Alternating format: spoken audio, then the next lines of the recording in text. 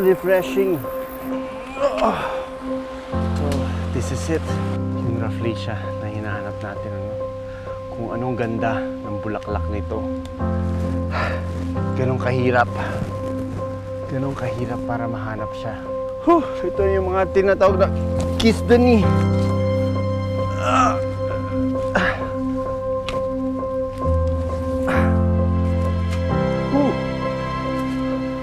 Ang dulas ng lupa, malambot. Nandito na tayo, finally! Oh my gosh! Wow! Kakaibang saya yung nararamdaman ko para makita itong Rafflesia. Nandito na siya.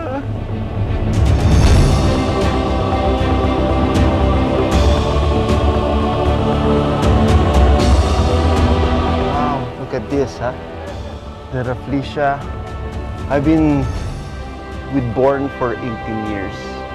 And this is my first time to see a full bloom, non-wilting Rafflesia. Hindi lang basta Rafflesia ito, no?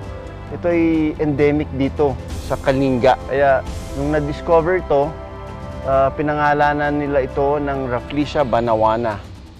Ang Rafflesia ay isang uri ng parasitic plant. Nabubuhay ito sa pagkuha ng sustansya mula sa host plant kung saan ito nakadikit. Kilala rin ito sa napakatapang na amoy na ginagamit nito para makaakit ng mga insekto. Usually, matagal na yung 7 days na naka-bloom. Ika-5th day, mag-unti-unti na siyang mangingitim.